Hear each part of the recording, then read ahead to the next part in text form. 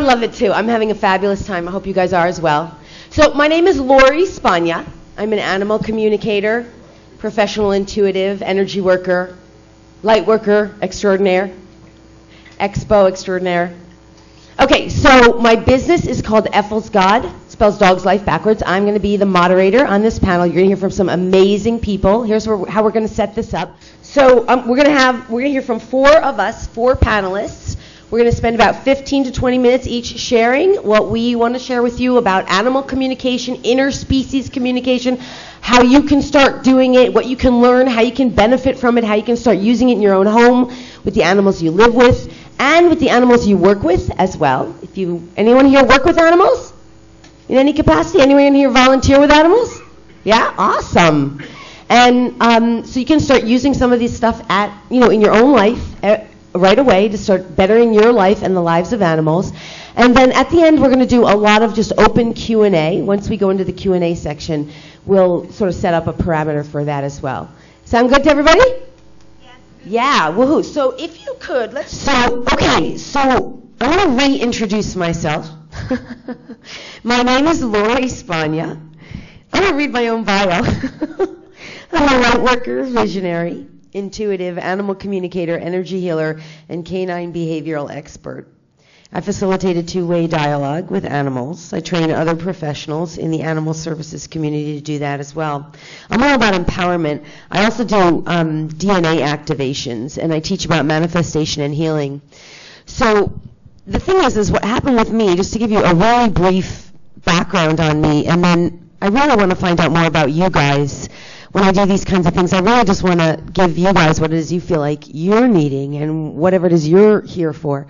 But really, my story is just that I was working in corporate America, and I was really enslaved to the system. And during the 20 years out of college that I was in corporate America, I found myself really dying a very slow death through lots of really unhealthy behaviors like excessive smoking, excessive drinking, excessive pharmaceutical drugs and a way to treat it, excessive amounts of overspending, getting myself into excessive amounts of debt, bad debt, and I was just dying. I mean, I was overweight, I was unhealthy, it was just really going bad.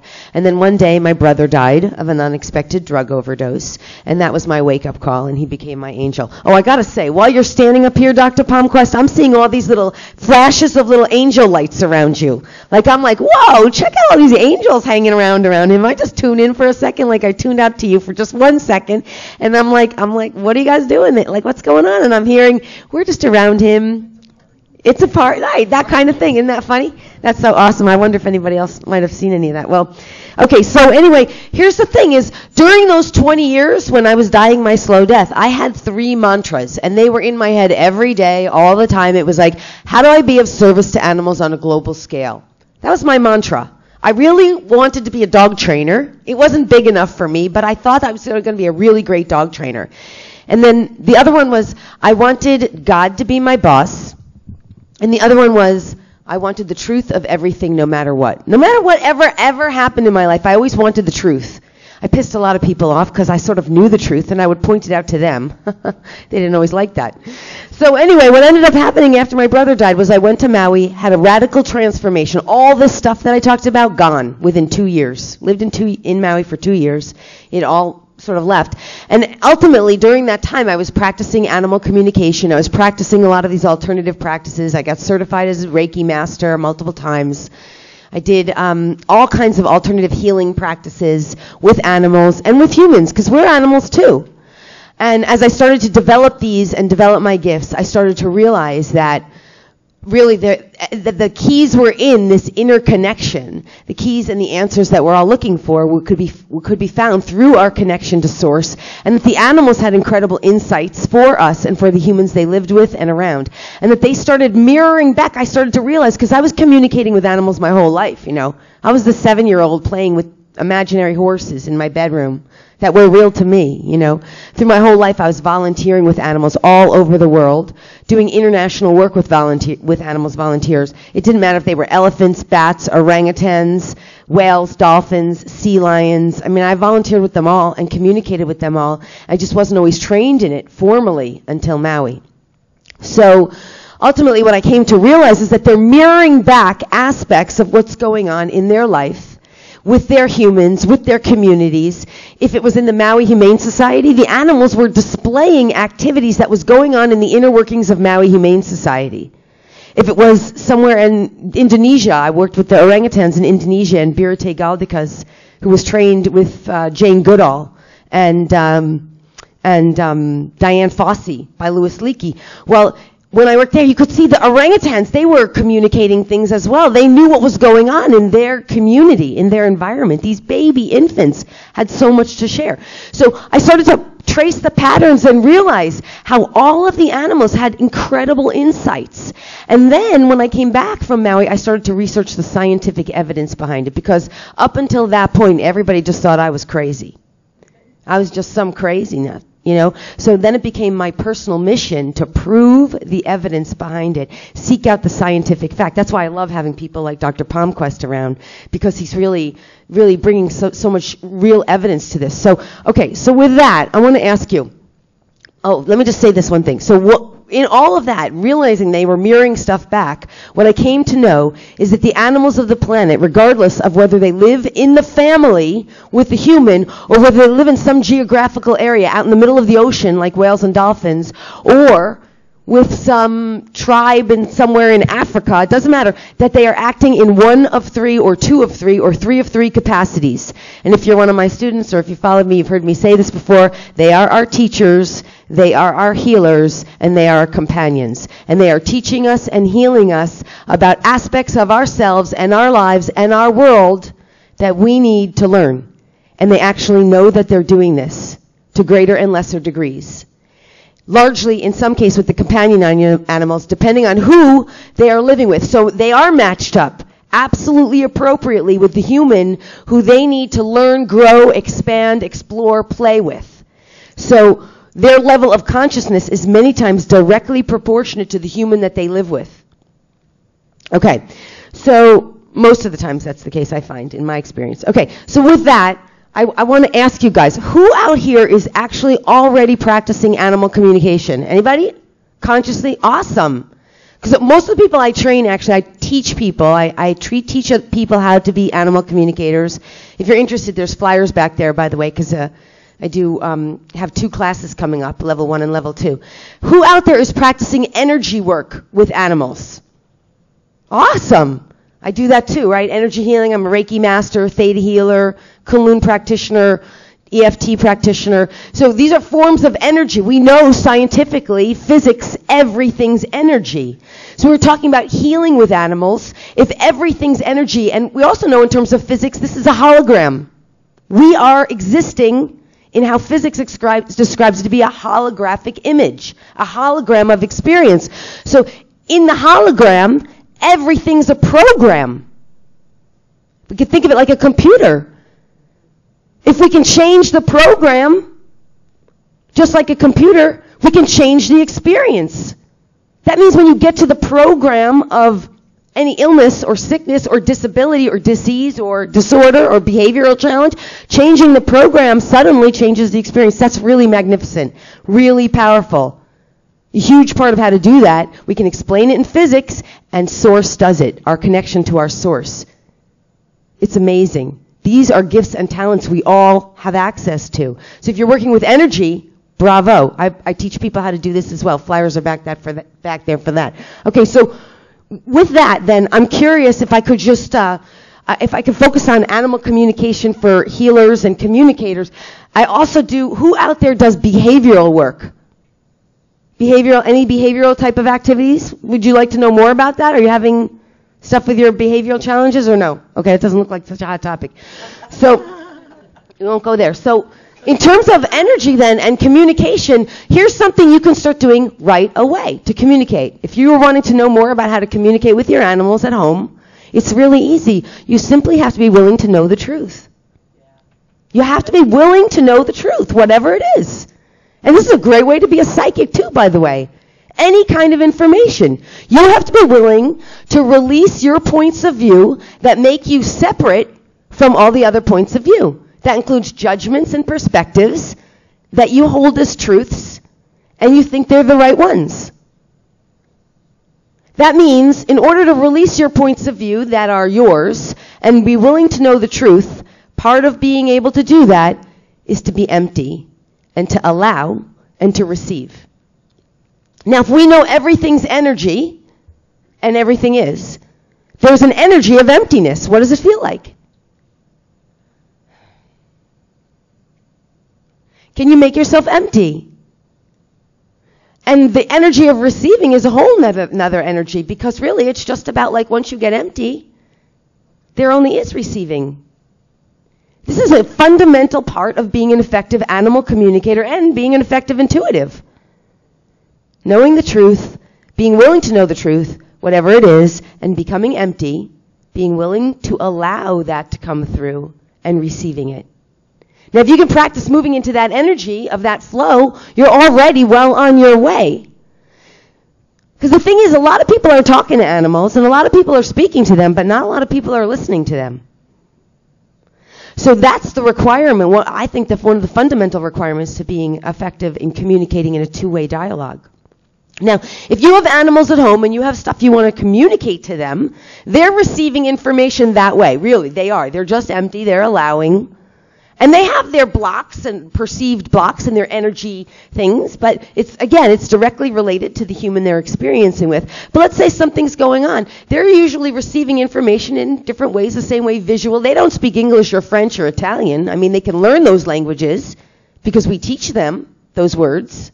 We know scientifically that they can speak at least 750 words of English. They really can speak way more. It's just nobody's teaching it to them.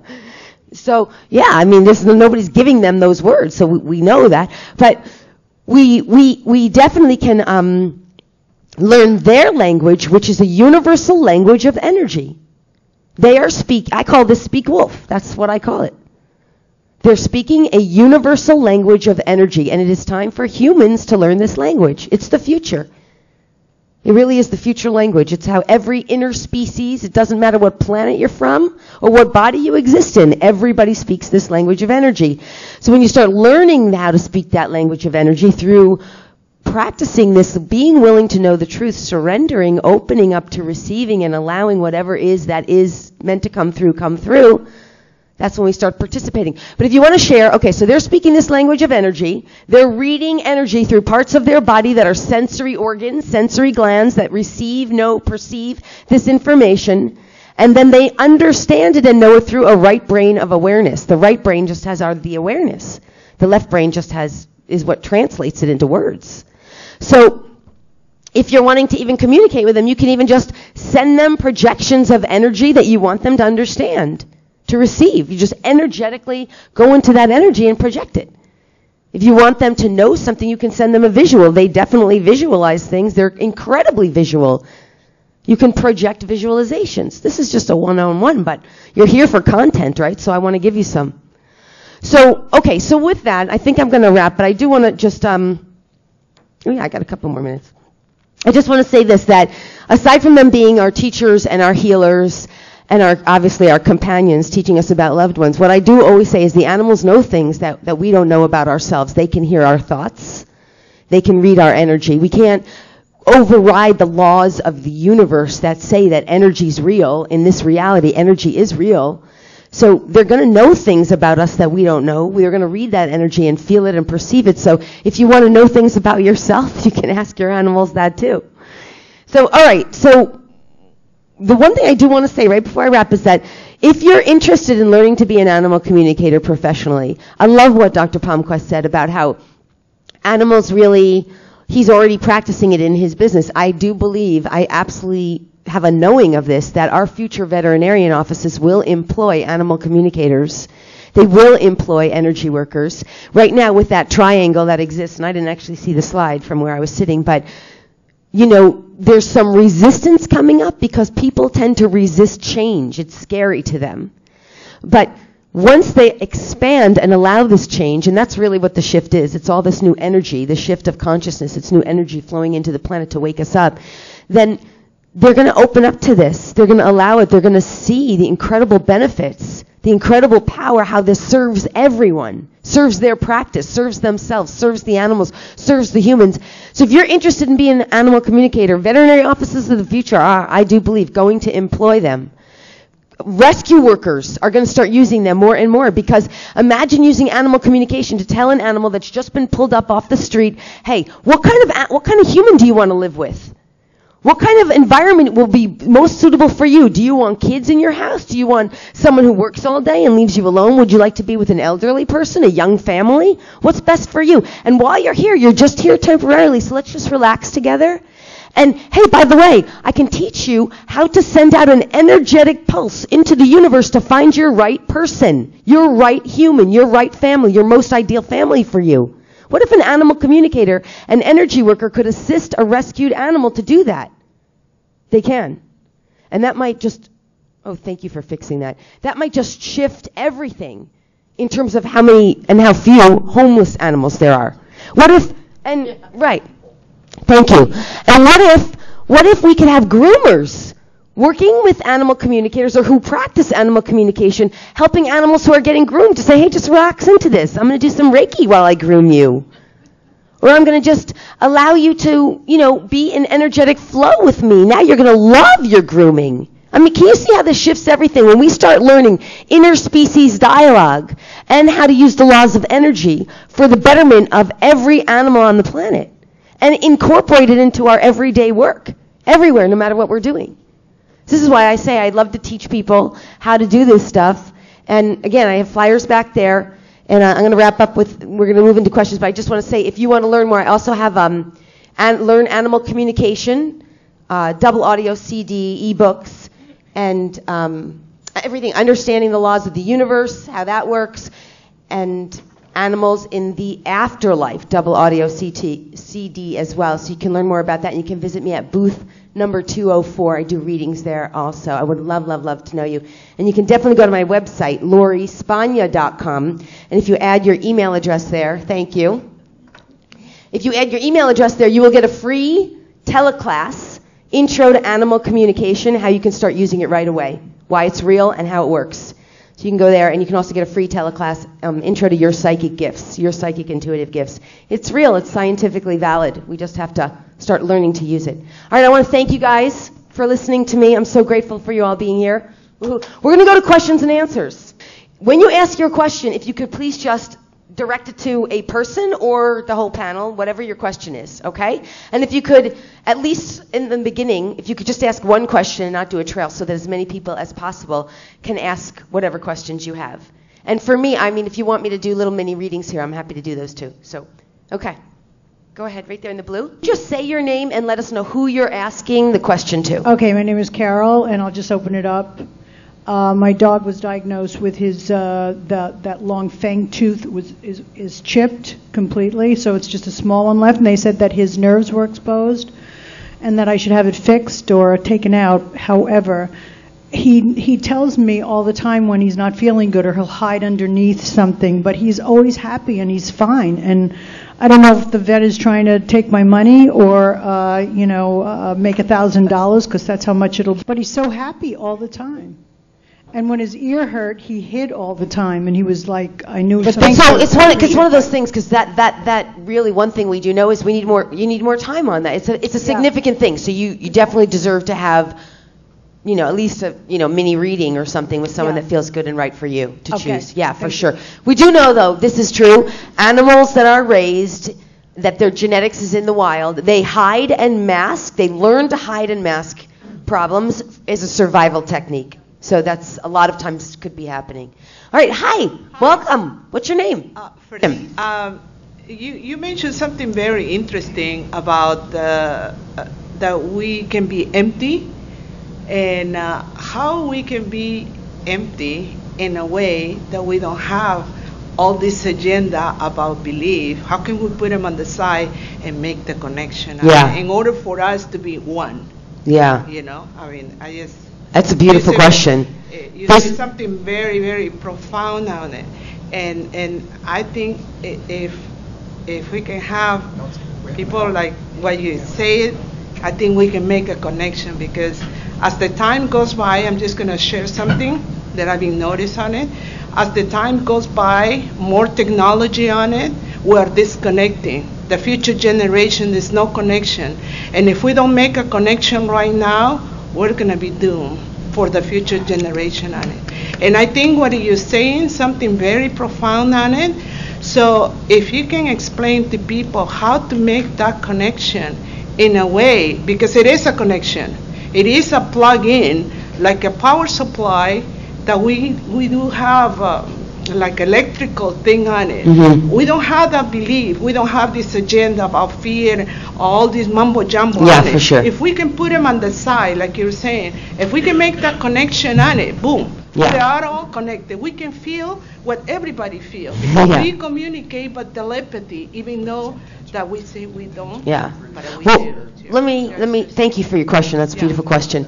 Let me say this, becoming empty and making that connection and allowing, with that energy, it's for everyday people who are going to work and who don't do this as a profession, it's a little more challenging, but I will say we all have it. The first thing to do is recognize that you have it. You absolutely can do it. You are God in a body. You are an aspect of Creator in a body. We all are. And the recognition of that is the very first thing. The knowing of that to be true is the very first thing. And some of the way to make that connection is just to step back and become an observer. Just step back and become an observer. And the second you unhook yourself from what you're hooked into, you suddenly are emptier right there because you're no longer hooked into the energy of what it is, right? So the second you can become an observer of what's going on and just conscious of it, you've now made one step towards aligning yourself with Creator of all that is, because all Creator is pure love consciousness. Right? It's all the human points of view and all the human perspectives that keep us separate. The animals already know this, really.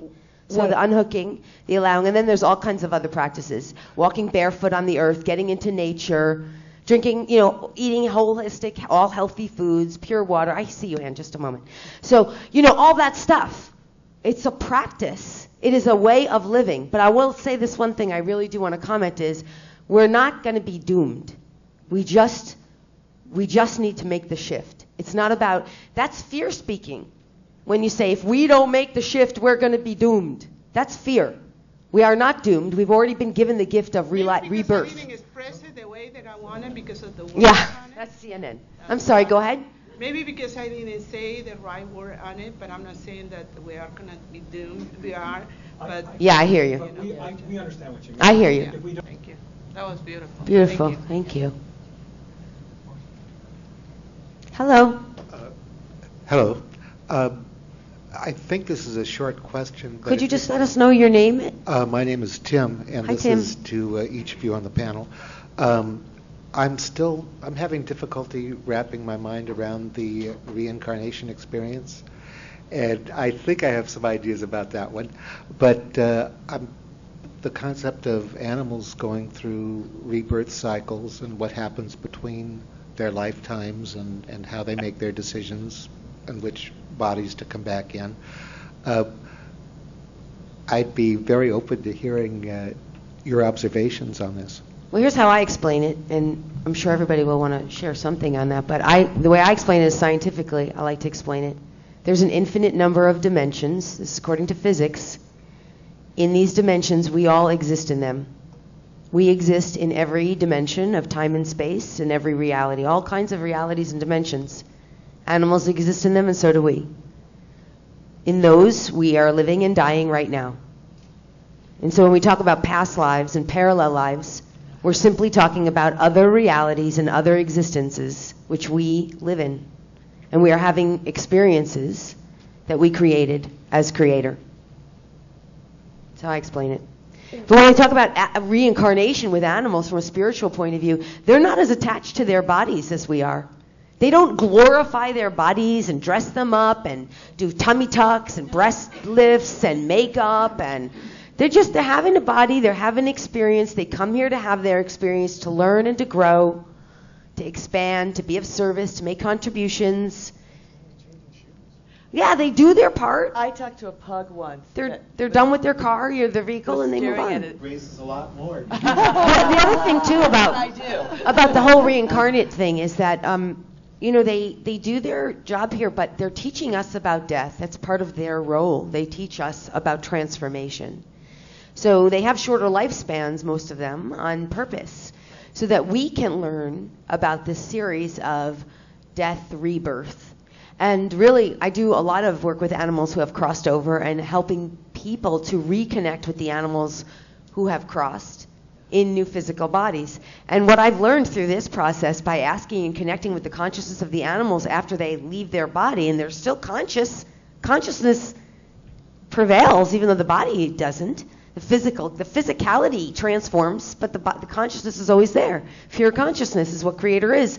So in these degrees of consciousness, when we connect with the animals and we ask, like, about animals in the afterlife, one of the things they say is, it's a lot like, I'm going to tell you to meet me here at this time, just like if you were like dating with somebody and you never met them before. You'd be like, okay, I'm going to be at Starbucks at 4 o'clock. I'm going to be the guy in the back in the red tie, and you're going to be the woman I'll be the woman in the red dress, and we'll meet at 4 o'clock at Starbucks at this corner. It's kind of even like that. Like, that's what we're learning here.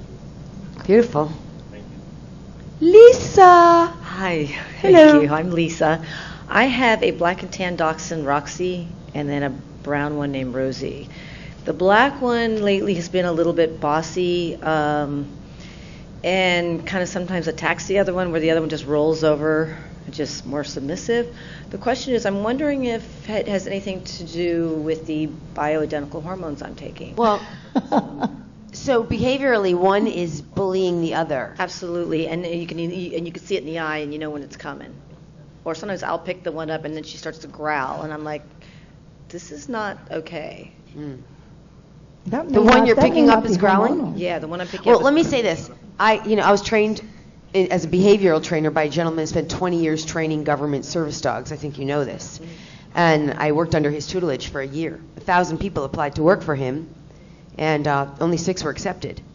So what I learned from him about this kind of stuff is that when that's happening, there's really some things you need to do to take away some of the freedoms, not the rights, never the rights, fundamental rights of life: food, water, kindness, compassion, love, exercise, fresh air.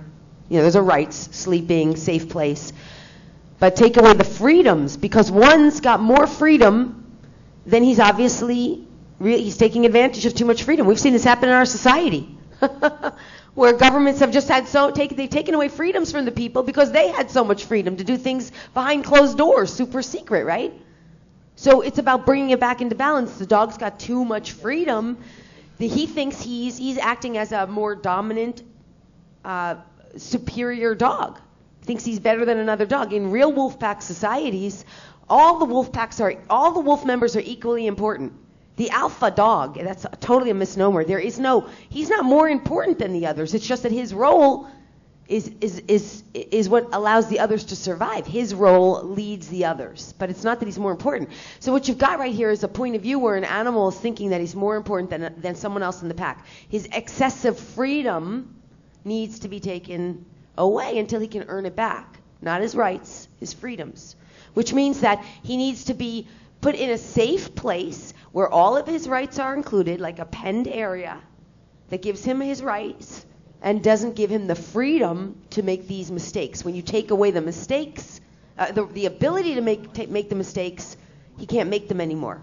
Then you focus on the rewarding of the positive behaviors. Is this making sense? Oh, yeah. Yeah. Yeah. Okay, thank you. We were just Yeah. going to, we don't think it's your hormones. No. Because it's real sexual behavior. It's symptoms like estrus. So it's not it's very not the randy hormones. males. You're okay. Okay, thank you. Thanks, Lisa. Hello, name's JC. A good friend of mine is a very gifted animal communicator, intuitive. She's had a lot of financial setbacks and lost her car just not too long ago. So, how she would love to work with service dogs, train service dogs. She would love to, be a groomer or whatever, like you mentioned earlier. And how do you get into that aspect of the business where you find a vet or a groomer or whatever who's willing to hire an intuitive? Well, and that's sort of like a business approach question, I think. But I will say this, something that Dr. Palmquist said earlier, which is really true, divine intent. Everything really does. If it starts with a thought, first was the word, the thought, then is the intention. This is something I intend to do. This is something I want to contribute to the world. How do I do this? Source, creator, show me the way. That's definitely a good place to start, with the divine intent of it. The other thing is, too, obviously, volunteering is huge. I totally love that. I mean, you have to get proper training. You need good guidance. One of the things I do is I have a spiritual dog training master's program. I'm training master dog trainers in a spiritual dog training approach, using fundamentals of dog training, not sit, stay down, come heel, which is just a bunch of words for behaviors. That's not behavioral training. Real behavioral training. So this person, I don't know what specifically what they're wanting, but they definitely need right and good training. And then when they get out there, they're making networks. This is how you do anything. You just start doing what you want to do. That's exactly what Anne Marie was just saying. You start doing what you want to do, and you go out there with the intention that this is your joy, and you keep asking Source, Creator, God. You say, this is my joy. How can I make a living doing this? Lead me to the right people. Put the right people who need me, who need my services, who want my services, who will benefit from my services. The right people, the right animals. Put me in the right places. You turn it over to God. You're moving forward. You're taking action. You're using your intention. You go out there. You start doing, through volunteer work, Source lays out the road. I did a whole thing on manifestation this week. It's all about, that's a huge part of it. And you just have to get out there and do it. Yeah. You just do what you love, whether you get paid for it or not. Blog, write a book, write an e-book, and give it away. Direct her in a loving way. Yes, my name is Jerry, and Hi, Jerry. I really enjoyed this conversation. My question is telepathic communications, and you've been kind of touching on that. But I'm aware, and have been for a number of years, the telepathic communications between whales within their species, whales, orcas, and dolphins. What I'm not aware of, and a lot of people don't know that whales communicate telepathically. We're starting to learn a lot of this. But is there, and if so, how much telepathic communication is there like between whales, dolphins, and orcas? Can I say one thing too? In the tsunami that happened in Indonesia, not one elephant, not one animal that was a wild animal was injured. All of these elephants ran uphill. They knew before it happened. Yeah. That's amazing, right? That's evidence. Yeah. That's real evidence. It's not really amazing. We all say, this is what I always find really funny. We all say, oh, isn't that amazing? Oh, this dog sat by his other dog companion when the dog was injured, or this dog, sat by his guardian, and I don't say owner, by the way. I only say guardian, or they're human.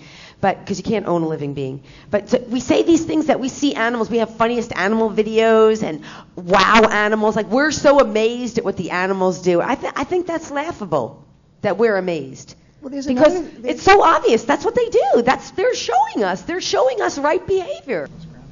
Being that you're all animal lovers, I was at 2 o'clock in the morning watching TV. Couldn't sleep. And there was this program, I couldn't believe it, that came on by a small group of scientists who were very out of the mainstream. And they were studying the effects of the Navy's sonar and other electronic equipment up in Washington State. This was, last year? All these whales were beaching themselves. There was a 9-year-old kid that took his smartphone to take pictures of whales on the beach. There was a mermaid on the beach. Did you ever see this? I saw it. It was amazing. Nobody talks about it, but it's amazing. And here was this animal. They thought it was dead. Right. And the young boy, I think he was 9, was taking a picture of a mermaid on the beach. And it jumped up. And this is on film. These scientists, these are, I think, university scientists who are making a study of the effects of electronics on the whales. And here a mermaid was affected by the same electronics, and it was, there were bodies too of mermaids. But then they went into the advanced study of mermaids. They exist. They still exist. They existed years ago, and they still exist. But they don't show this in the regular media. Awesome. So you got to be up at 2 o'clock in the morning to catch these things. But if you ever get I don't think so. I don't know. But it was an independent group and scientists. Thank you. I mean, Beautiful. anyway, Yeah. I thought that was interesting, the effects of electronics on animals and in effect. I loved what you guys are doing because you're getting this information out. It needs to get out because it's not in the main media. It all This begins with telepathic respect. communications between humans and animals has to come out. It has to start And with it's respect. going to get bigger and bigger and bigger because we're becoming more telepathic. So it's going to make sense that the animals will be a big part of that. I'm just going to give you guys one sentence each. If you have one sentence you want to share to wrap up with, one sentence, like 1 or 2 sentences each. Do you want to just share one last thing? Just I'll go last since I went first. okay. Dr. Palmquist? So the love is where it starts. Intent is what connects, what bridges it. And then you study things. You study things, that means to look. So you look at something, you get some information. And then the last part is to obey. And most people don't know that word comes from Greek. It means to listen. That's how we do it. Beautiful. My whole thing is animals come with a purpose and they like a job. I really enjoy talking to your animals, and I'm also a psychic medium, so I do a lot of ghost work. For me, it's respect the species-specific nature of whatever species you live with. Love has been beautifully covered. I can't agree with that more. But respect the species that you live with and feed them accordingly, love them accordingly, and... Awesome. Thanks. I just want to say, let's move out of our left brains trying to figure everything out. Your body tells you the truth. Just move into feeling. That's really what the shift is, and that's what the animals know. If we're moving with love, if we're moving with kindness, if we're moving with compassion, if we're moving with forgiveness, and being and expressing that outwardly and inwardly towards ourselves, that's really the key. And that radiates outward to everyone around us. So I just want to thank all of you. I definitely would love to see you at my booth, 204. Thank you for being here. Thank you for loving animals and sharing the gift of you and the gift of the animals with everybody. Lots of love to you guys. Bye.